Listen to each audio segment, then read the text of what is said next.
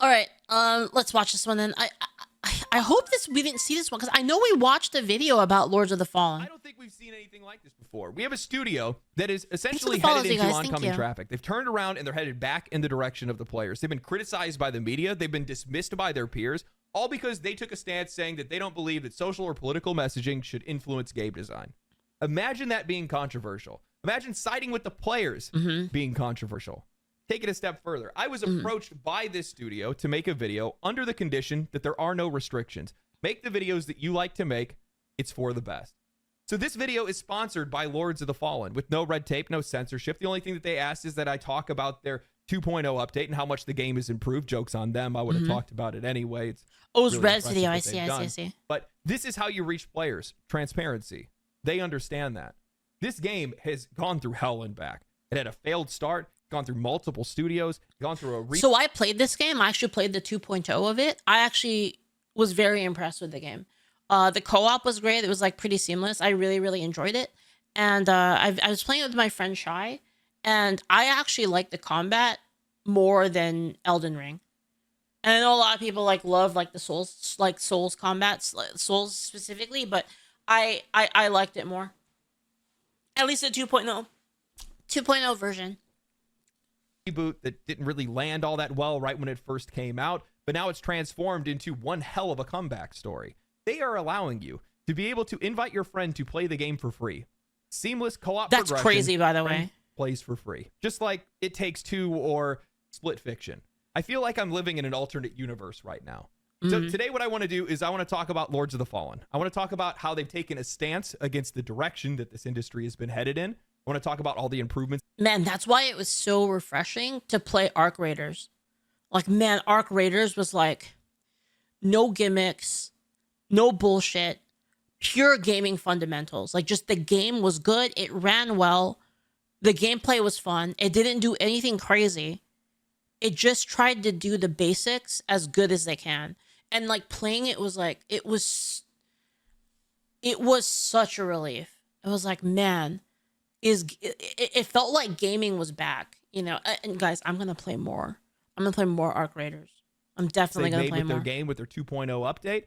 And I also want to talk about the interview that I had with their CEO about how they're putting players first. The world is healing.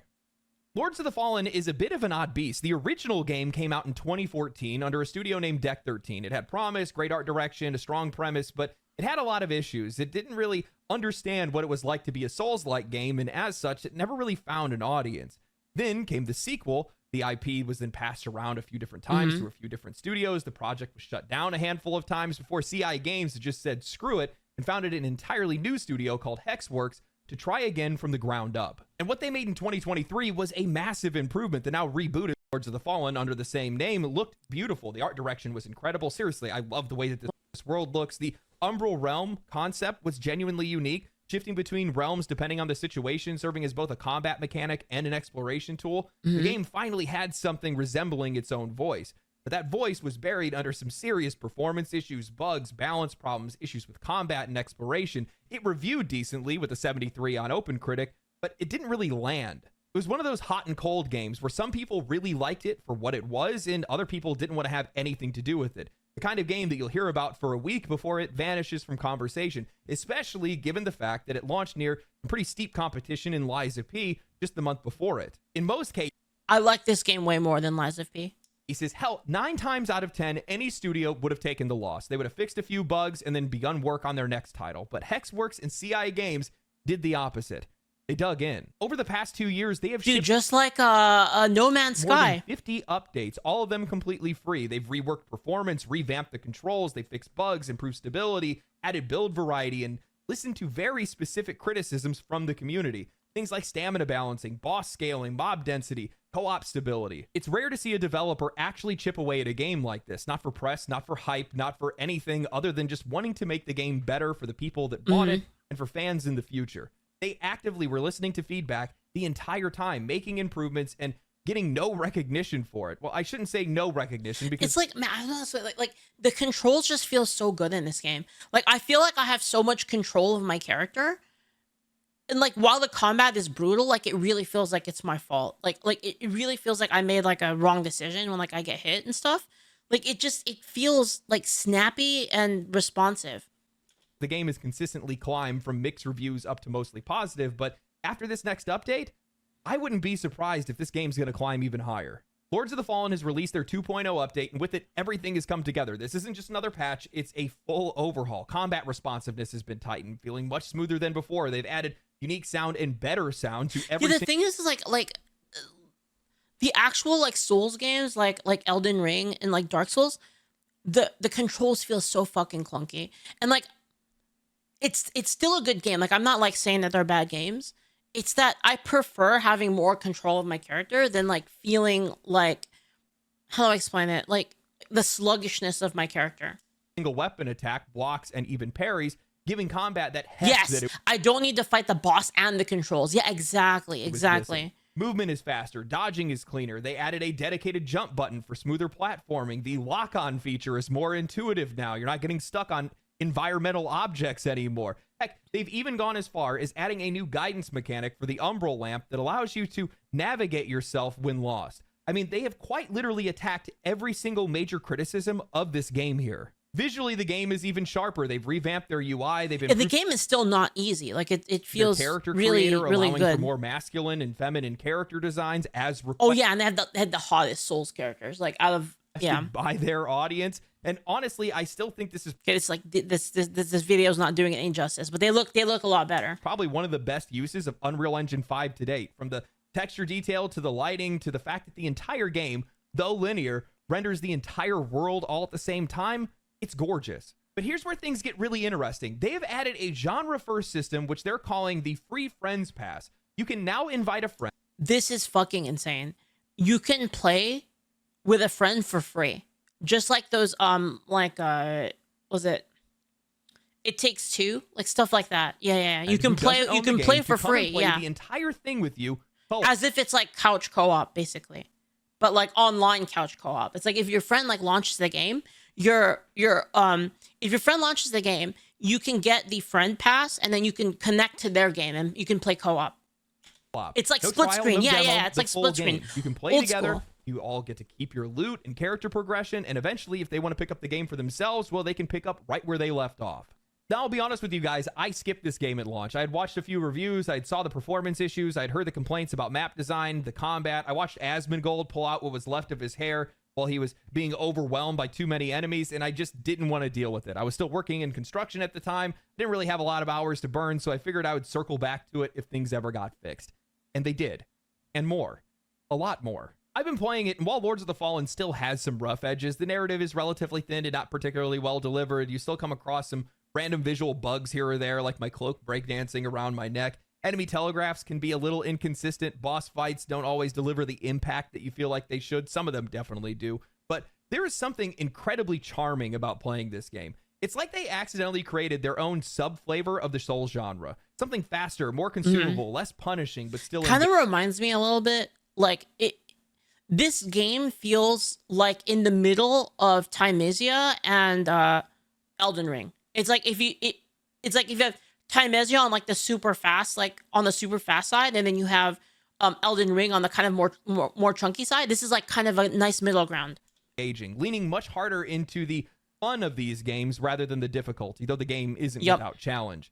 Lords of the Fallen doesn't really ask for your full emotional or mental investment to play a game like this, or at least like a lot of other Souls-like games do. You're not constantly on edge or feeling drained after every fight. There is a much lower mental barrier to entry here, something you can actually relax into while getting your Souls-like fix. There is something incredibly satisfying about shredding through a game like this, and even when I do hit a tough boss or a challenging section of enemies, I never feel stuck. I overcome it after a couple of tries, and I move on.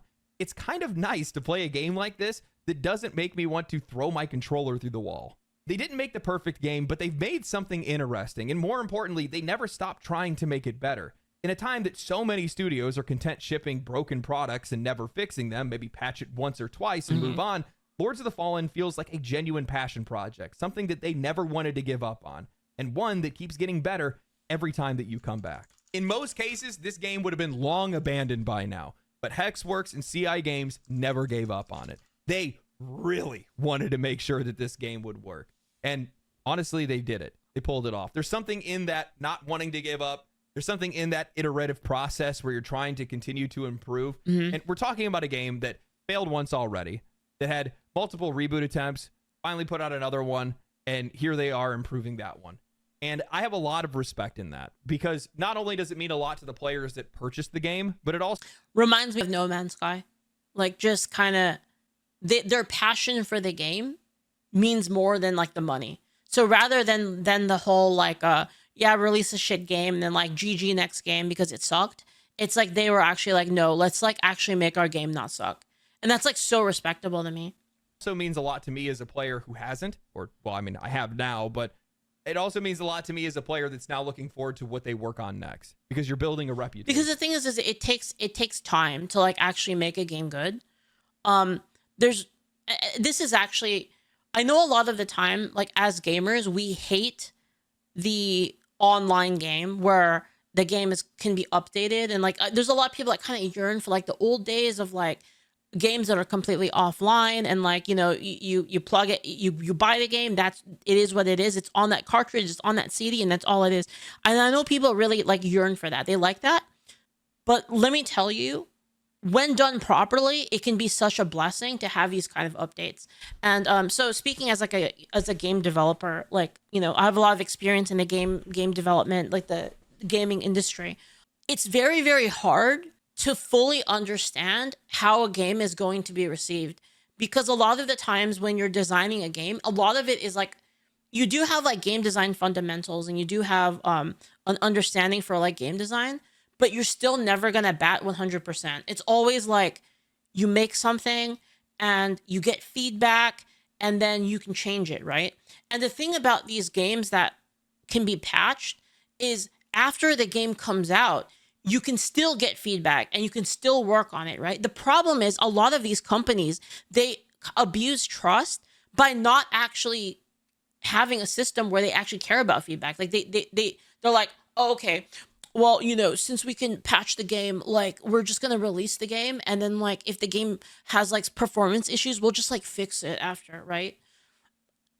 If there's like some kind of like issue, we'll just fix it after. And they end up releasing the game too early in a state where it's absolute garbage. And then they don't even fix it afterwards. Like they say, you know, like, fuck it. Like the game sucks. Like we'll just next game, I guess. They don't even go back and fix it, even though that is the strength of it, right?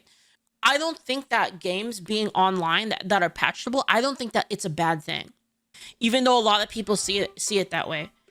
And again, it's like I said, game design, game development is kind of an iterative process where you get feedback, because there's no way that like the amount of people that you can have play testing a game, the amount that you can hire or focus test in comparison to the amount of people that will be exposed to the game on launch, it's not even close. So yeah, there are possibilities that people, you know, with the thousands upon thousands of people playing the game on launch, there being some kind of issue that only the devil could have known about, right? And it's like, the thing here is like actually taking that feedback and then understanding like where it went wrong, like rather than like, oh, the player said this, so like do this. That's not what it's being a game designer or a game developer is about. It's you hear the feedback and then you try to find out the root cause of the problem, like what caused it in the first place. What is it that's causing the feelings that the players have? And like, I mean, just speaking from like personal experience, like, man, if you guys really like Angel Sword right now, let me tell you, the version before we went open, we went what do you call it, open beta. So before open beta, the version before it was so fucking bad. Like there was like so many problems with it, and like, you know, we had play tests and we fixed it because of that. Yeah, it was really like the combat was really sloggy. It was like, it was such a it was such a slog. Like the combat like was slow, and it was like it just felt like you were hitting like a brick wall all the time. Like it didn't feel good. But that got fixed, right? From like the process of like understanding feedback and like trying to find like what the root problems were. And what I'm trying to say is being able to update the game isn't a bad thing. Even though we see it that way as gamers, as like, oh, like, well, just have the game, like, just, you know, just release it in a good state. It's hard to do that, really. It really is. With how complicated games have become, it's hard to catch literally everything. So the ability to update and fix these things is definitely like a benefit. It's just that the game companies don't do it in the right way, in my opinion. They go about it completely fucking wrong. I've been having a blast with it. Sponsored video, YouTuber glazing, I know. No, I've seriously been having a lot of fun with it. Because I'm happy I didn't play this game when it first came out, because I would have gone in with the wrong expectations. I would have been disappointed by the performance. Sorry. But now, I'm just having a really I just want to reiterate. They use the fact that you can update the game to suck at the very beginning. Oh yeah, like yeah, whatever, fuck it. Like we'll just patch it later. We need the money now, guys. We need it like right now. And then they just release like fucking absolute garbage. And then like when they get completely fucking wrecked, like what, you know, the game comes out, no one buys it because it's shit, and like the reviews are like, yeah, this game is unplayable. No one buys it, and they're like, well, I guess next project. Good time relaxing and playing something a bit more casual, something a bit more polished. They created a toxic cycle. Yeah, exactly. Exactly. I'm digging it. Share the game with your friends for free. That I didn't see coming. I thought that was something that was reserved just for Hazelight. And this is the last genre that I would expect to see something like that in, because it's genius, plain and simple. Not only are you going to get people that are going to want to buy... Gamers remember bad launches to their next project will already have a loss of trust. Yeah. But it can be built. Like, if you fuck up, it can be built back. The gamers just want to see that you actually are doing it in good faith. Like, look at the reputation shift that, like, No Man's Sky had. No Man's Sky was one of the most fucking hated games when it first came out. Everyone hated it. That's all the news was about, how shit No Man's Sky is, like how much they lied, all of that problems, right? And what did the leader do? I don't know what his role is in the company, but the leader, the owner of the company, or he fucking said, like, everyone shut the fuck up and get to work. And now everybody loves them. They're probably like one of the most loved game companies now. Sean Murray. Yep. The game so they can play with a friend for free. But you're also going to have that friend that's likely to buy the game if they end up liking it. That's how this whole thing works. Keep in mind, I've brought this up before. I said that while everybody else wants to increase their prices, the ones that are going to succeed are the ones that are going to undercut them. This is undercutting them. Mm-hmm. Fair pricing, this is how you build loyalty. This is how you get players to trust you. I like it.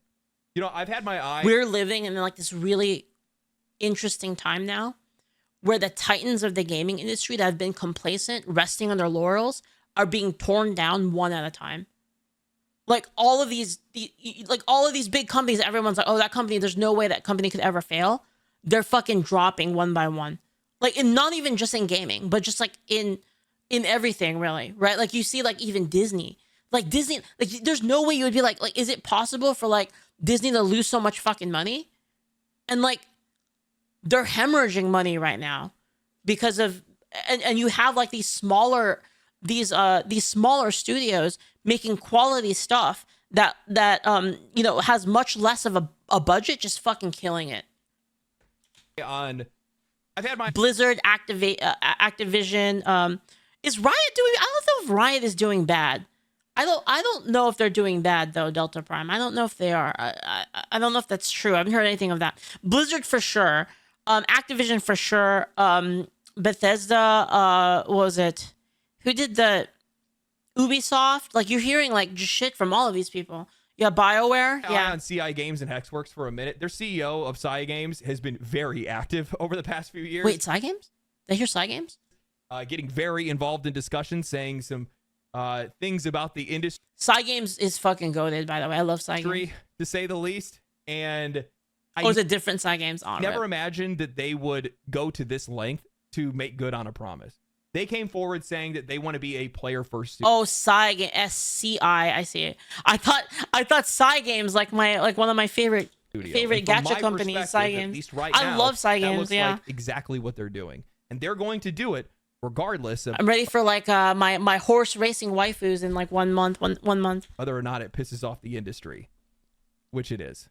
One of the biggest complaints that I've seen for modern gaming, bigger than bugs, performance issues, hell, even bigger than monetization lately, is something that a lot of people don't even feel comfortable saying out loud. Say it. The creeping presence of personal ideology in games, political messaging, performative social narratives, studio everyone says it. Everyone knows it.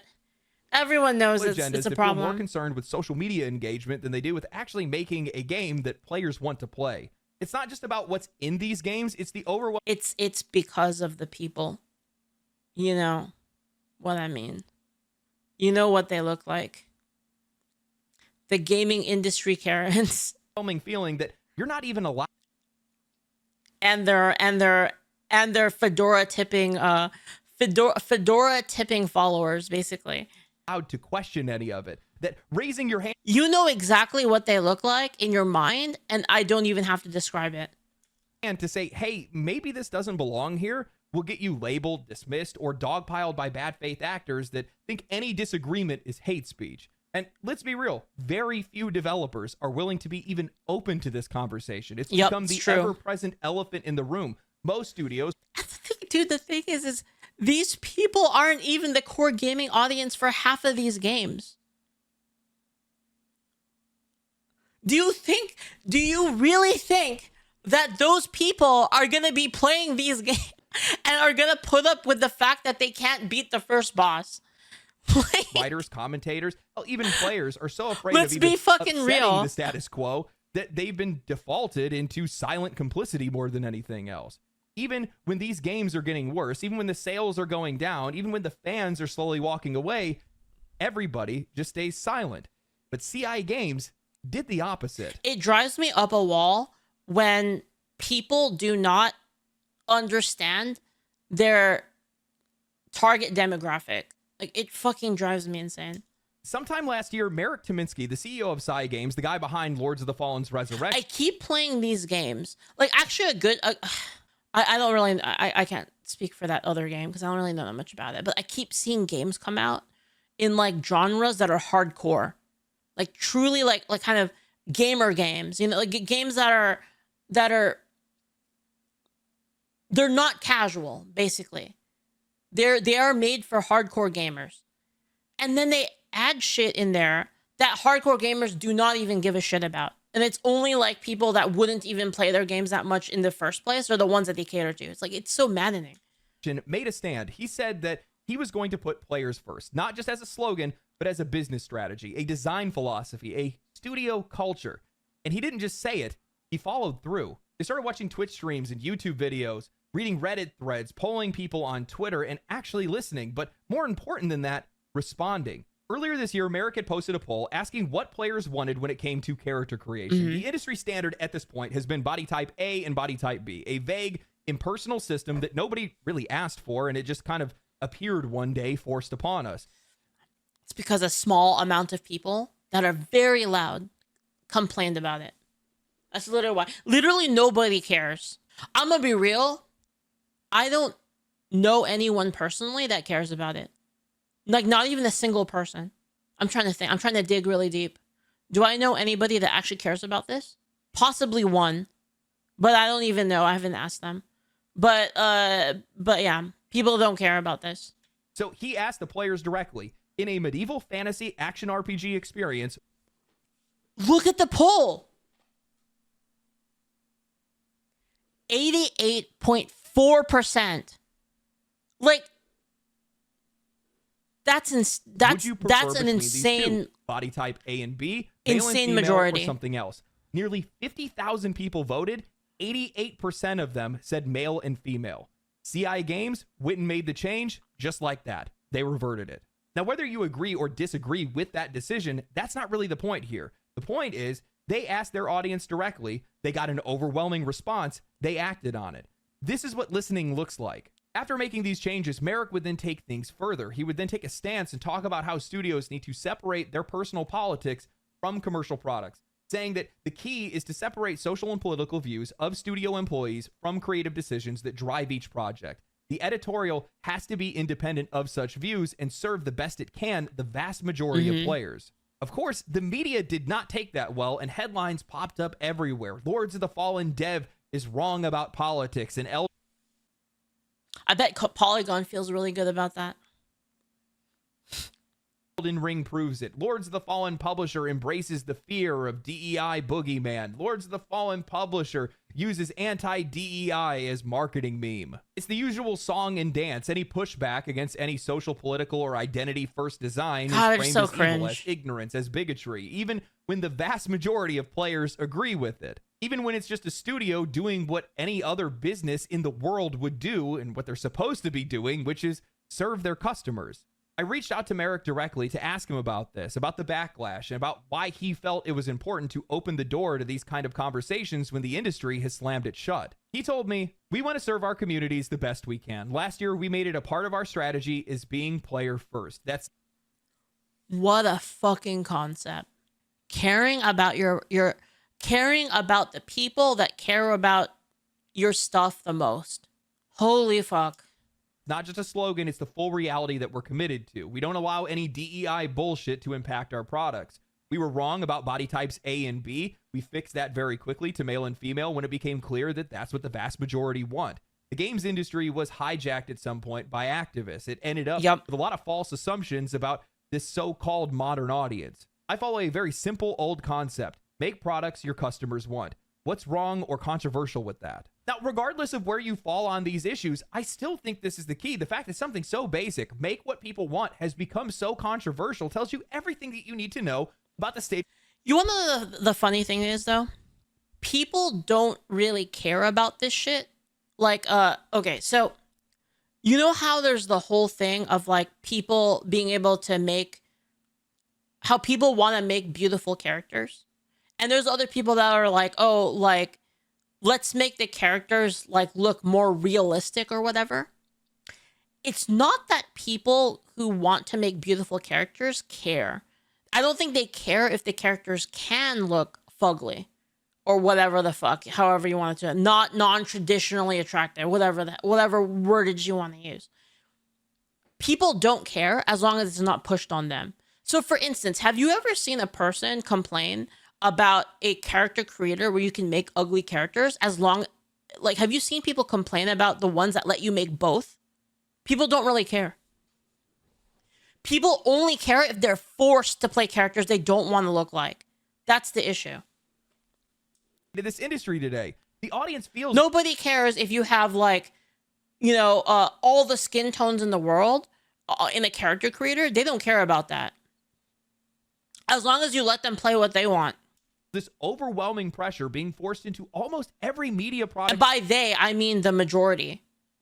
That they consume. It's not something that they asked for, and when they complain about it or they try to ask a question, they are treated like social dissidents. These people are paying for these things. It's not that these things can't exist in games, it's just that you can't... Like the freaks in the Street Fighter 6 custom... Yes.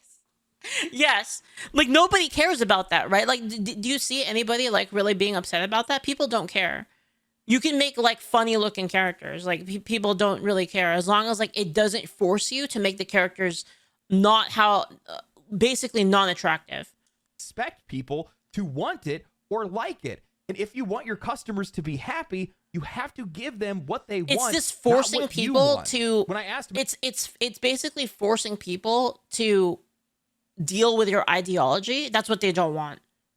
Eric, about the growing divide between players and developers or just the industry when in general. The whole point isn't the ideology. The whole point is the game. Why so few studios seem willing to even exactly what Panda Smoke said. It's a game. Exactly. Ask any hard questions. He said something that really stuck with me. I think most of them are asking, but too often they ask selectively, avoiding questions they don't want to ask. That quote cuts to the heart of the issue. Sure, we see... I mean, think about how much bad press they got.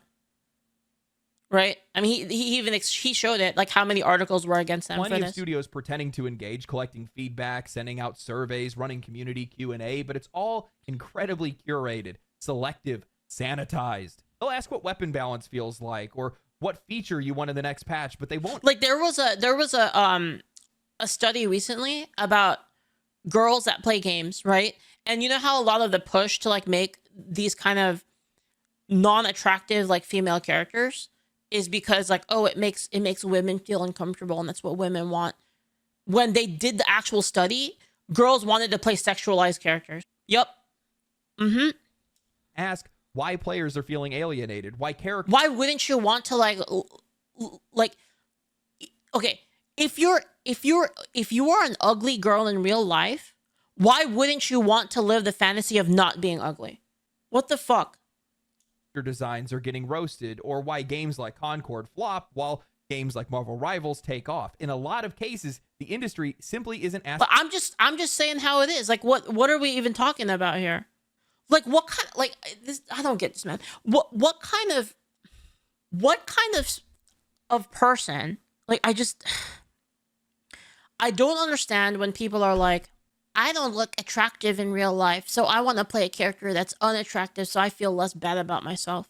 Like, who the fuck are these people? Questions they don't want the answers to. Continuing my conversation with Merrick, I asked about what else they've been doing to improve their games and leverage player feedback, and he went on to say that CI Games recently started working with the same playtesting agency that helped FromSoft with Elden Ring. And while they're not designing by committee, they are validating their design through player feedback. Now, that might seem obvious, but that's not how a lot of studios work anymore. Finally, I had asked him if this kind of transparency and player-first focus was just a phase. We have a narcissism epidemic, guys. It's a fucking social epidemic. Or whether it was something they were going to be committed to long-term. A freaking narcissist who take themselves too seriously. Responded saying, we made a promise to be player-first, and we will stay fully committed to that. But the key focus will always remain on making the best games we can. Now, look, I'm not going to say that CI Games or Hexwork are perfect. I'm not saying that every studio needs to agree with every player. Hell, I'm not even saying that every studio or publisher should follow exactly what CI Games and Hexworks are doing.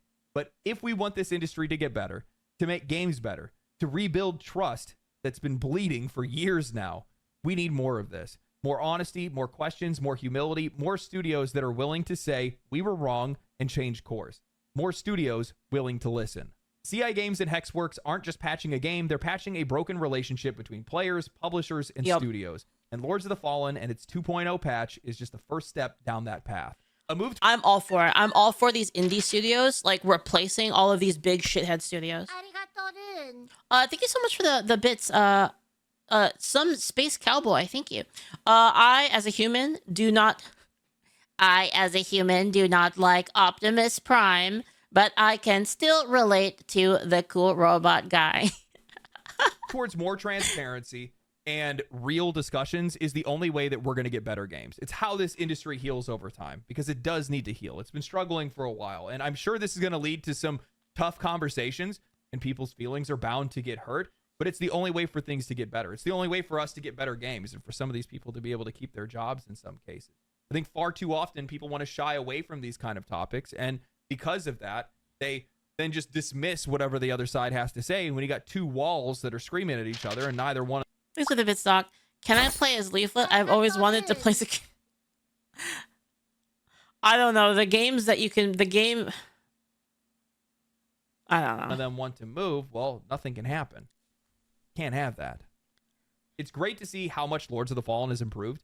I love seeing a studio genuinely listening to their audience, implementing that feedback, iterating on that design, and improving their game. That's exactly what they've done. 2 years this game has been out.